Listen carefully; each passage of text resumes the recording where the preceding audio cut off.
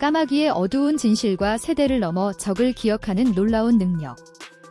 길을 걷다가 까마귀 한 마리를 쫓아내며 제이, 새가 뭘 기억하겠어 라고 생각한 적이 있다면 당신은 이미 큰 오산을 한 셈이다. 그 순간 당신의 얼굴은 까마귀 사회의 블랙리스트에 정식 등록되었을지도 모른다. 그것도 사진과 함께 말이다. 까마귀는 단순히 시끄러운 도시의 새가 아니다. 이 작은 몸집 안에는 놀라울 만큼 똑똑한 두뇌가 들어있다. 도구를 만들고 퍼즐을 풀고 심지어 사람의 얼굴까지 구별한다. 모자나 옷이 조금 달라져도 저 사람 그때 그 사람하고 바로 알아본다. 거의 하늘을 나는 CCTV 수준이다. 하지만 진짜 소름 끼치는 사실은 따로 있다. 까마귀는 혼자서만 원한을 품지 않는다. 정보를 공유한다. 위험한 인간을 발견하면 큰 소리로 울어 동료들을 부르고 다른 까마귀들도 그 얼굴을 함께 학습한다. 그러면 순식간에 집단 경계 모드가 발동된다. 더 놀라운 건 이 기억이 다음 세대에게까지 전해진다는 점이다. 어린 까마귀들은 직접 피해를 입지 않았어도 선배들에게 저 사람은 위험해라고 교육받는다. 마치 집안 대대로 내려오는 원한 전설 같다. 그러니 까마귀와 눈이 마주친다면 괜히 장난치지 말자. 어쩌면 이미 당신 이야기가 나무위 회의에서 한창 공유되고 있을지도 모른다. 물개에 대한 흥미로운 사실 탑 귀엽지만 위험한 바다의 포유류. 동그란 눈, 통통한 몸, 얼음 위를 뒤뚱뒤뚱 기어다니는 모습. 물개를 처음 보면 누구나 인형 같다고 느낍니다. 당장이라도 안아보고 싶을 만큼 사랑스럽죠. 하지만 그 귀여운 외모에 속으면 큰 오산입니다.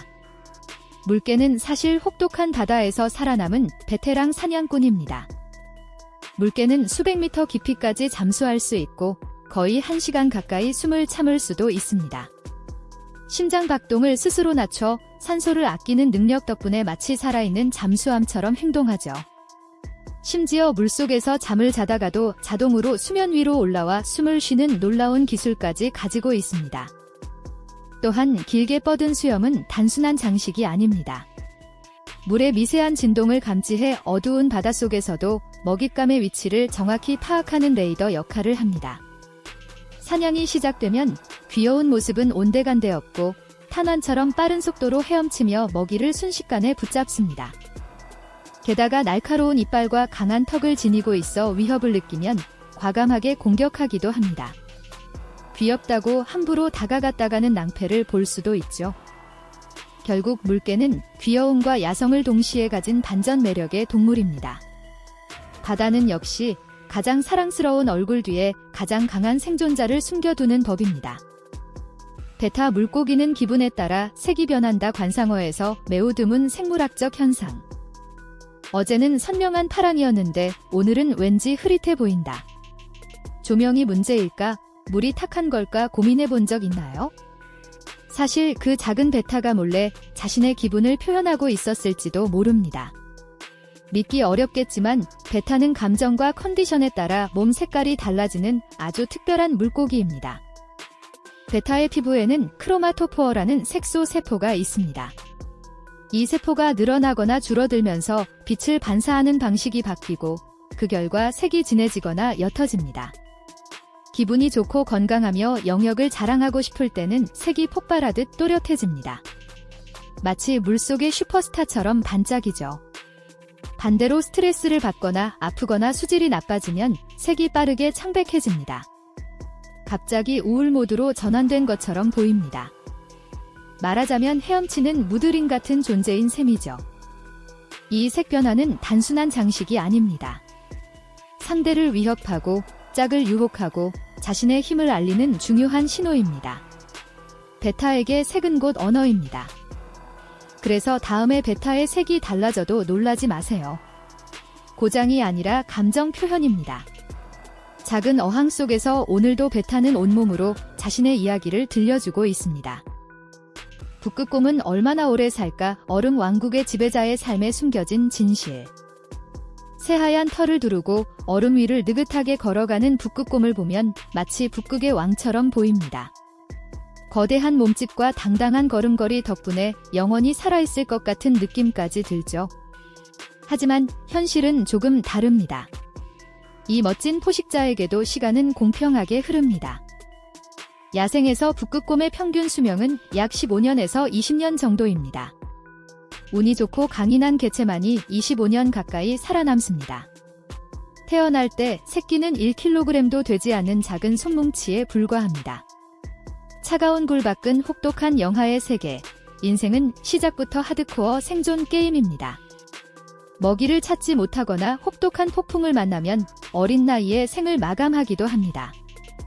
엄마 곰과 함께 자라며 새끼는 수영, 사냥, 기다림의 기술을 배웁니다.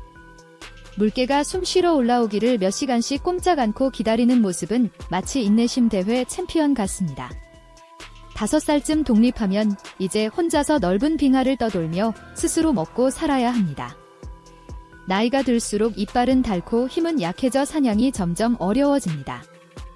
반면 동물원에서는 충분한 먹이와 보호 덕분에 30년 이상 살기도 합니다. 결국 북극의 왕도 매일을 치열하게 버티며 살아가는 존재입니다. 짧지만 강렬한 삶.